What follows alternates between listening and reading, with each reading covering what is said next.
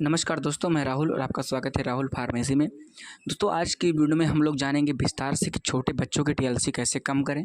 अगर बच्चे की एज 1 साल के आसपास में है, 1 साल से 5 साल के अराउंड, मतलब 5 साल से लेकर के और 1 साल से लेकर 5 साल के अंदर में जिन बच्चों की एज है, अगर उन बच्चों को टीएलसी बढ़ती है तो कौन कौन सा सिरप देना चाहिए, कौन कौन सा इंजेक्शन लगाना चाहिए जिससे पेशेंट को आराम मिल सके। ठीक है, तो दोस्तों प्लीज़ अगर आप चैनल पर नए हैं, चैनल को सब्सक्राइब कर लीजिए, वीडियो को लाइक कर दीजिए, कमेंट कर दीजिए, ब्लैक एंड प्रेस कर दीजिए। चलिए वीडियो की शुरुआत करते हैं। हम बात करते हैं डिटेल्स में छोटे बच्चों की टीएलसी कैसे ठीक करें।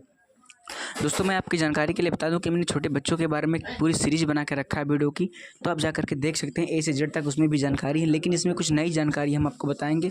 जैसे कि जिन बच्चों की एज 10 महीना, 11 महीना, 1 साल है, तो उनको कैसे ठीक करना है।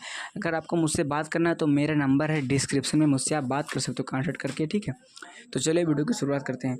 सबसे पहले दोस्तों हम बात करेंगे टीएलसी होता क्या है। तो टीएलसी का फुल फॉर्म होता है टोटल ल्यूकोसाइट काउंट होता है। टीएलसी की जो नॉर्मल रेंज होती है दोस्तों, वो 4000 से लेकर के 11000 इसकी नॉर्मल रेंज होती है। ये सेम होती है। जो छोटे बच्चे होते हैं उनके भी जो इसमें रक्त कणिकाएं के अंदर इसका जो नॉर्मल रेंज पाया गया है वो भी सेम होता है डब्ल्यूबीसी का, और एडल्ट लोगों में भी सेम होता है। ठीक है, तो नॉर्मल रेंज दोनों में एक होती है और फुल फॉर्म एक होता है, लेकिन लक्षण अलग अलग तरह से दिखाई देते हैं। जैसे कि छोटे बच्चों में क्या होगा कि उनका नाक बंद हो जाता है, तेज़ खांसी आती है, तेज़ बुखार आता है। छोटे बच्चों में अगर टीएलसी जब बढ़ती है, मान लीजिए कि 10,000, 15,000, 12,000, ठीक है, इसके अराउंड आसपास में है, तो उनको ज़्यादा खांसी आएगी और सीने में उनको दर्द होगा, और बच्चे को ज़्यादातर तेज़ बुखार आएगा, बच्चा रोएगा, तेज़ बुखार आएगा, बच्चे को कमजोरी हो जाएगी, बच्चे का हीमोग्लोबिन कम हो जाएगा। ठीक है, तो अगर आपको ऐसे दिक्कत लगती है, बच्चों में लक्षण दिखाई देते हैं, तो आप अपने नज़दीकी डॉक्टर को ज़रूर दिखाएं बच्चों को। अगर आप नज़दीकी डॉक्टर को नहीं दिखा सकते तो मुझसे बात कर सकते हैं, मेरा नंबर है डिस्क्रिप्शन में, या जिस तरह से मैं इसमें मेडिसिन बताऊंगा आप उस मेडिसिन को लेकर के अपने बच्चे को दे सकते हो। ठीक है, तो जैसे मैंने बताया था कि अगर आपके बच्चे को तेज़ बुखार आ रहा है, बार बार बुखार आ रहा है, और 1-2 मंथ से है या 15 दिन से है, और बुखार है, बुखार ख़त्म नहीं हो रहा सिरप देने के बाद में, तो आपको कौन कौन सी टेस्ट करवाना चाहिए, कौन कौन सी दवा देना चाहिए। ठीक है, तो अगर इस तरह के लक्षण दिखाई देते हैं तो आपको सबसे पहले एक बच्चों का टेस्ट करवाना होता है, सीबीसी विडाल टेस्ट होता है।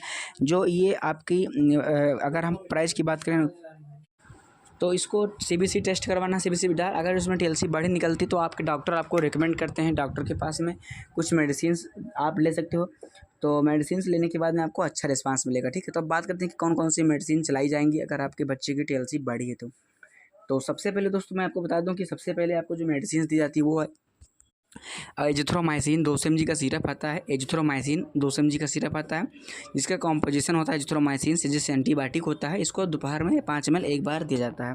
5 दिन तक इसको दोपहर में एक डोज दी जाएगी, दिन में एक बार, दोपहर में 5 दिन तक।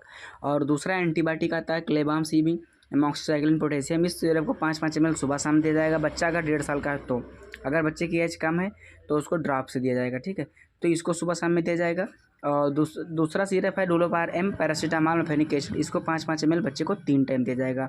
तो ये 3 सिरप दिए जाएंगे। बच्चे को ज़्यादा खांसी आती है तो मोंटीकोप टेबलेट या किड या मोंटीकोप सिरप आता है, उसको 5-5 ml 3 टाइम में दिया जाएगा। ठीक है, और बहुत ज़्यादा खांसी बच्चे को आती है, सांस फूलती, तो आस्थालीन सिरप बच्चे को सुबह शाम 5-5 ml से कम थोड़ा दिया जाएगा 3 टाइम में।